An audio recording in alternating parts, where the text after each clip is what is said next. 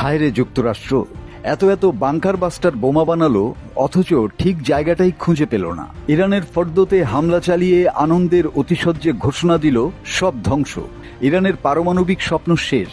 কিন্তু এই ঘোষণার রেশ কাটতে না কাটতেই বেরিয়ে এলো নতুন খেলা। মূল রহস্যটা নাকি ফর্দোতে ছিলই না। ইরান তো আর খেলনা রাষ্ট্র নয়, আসল পারমাণবিক ভান্ডার নাকি সযত্নে লুকিয়ে রেখেছে ইস্পাহানের গভীর মাটির নিচে, এমন জায়গায় যেখানে বাংকার বাস্টার গেয়েও নাকি হাঁপিয়ে পড়বে। এখন আমেরিকান গোয়েন্দারা খুব চিন্তিত। তারা বলছেন ইরান এত গভীরে ইউরেনিয়াম রেখেছে যে এখানে ঢুকতে গেলে বাংকার বাস্টার বোমার বদলে বোধহয় ভূমিকম্পর প্রয়োজন পড়বে। আর সবচেয়ে মজার ব্যাপার, ফর্দো আর নাতানজে যেখানে হামলা করেছে B-2 বোমারু বিমান, সেখানে কিছু বোমা পড়েছে বটে, কিন্তু ইস্পাহানের জন্য টমাহক ক্ষেপণাস্ত্রই ছিল একমাত্র আশা, তাও সাবমেরিন থেকে।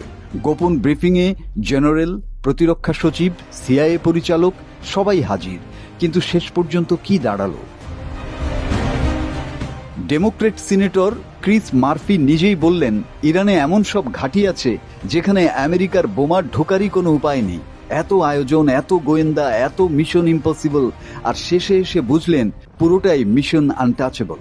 আর প্রেসিডেন্ট ট্রাম্প, তিনিও সাহস করে বলে দিলেন ইরান কিছুই সরায়নি, বোমা মারার আগেই সব ওখানেই ছিল।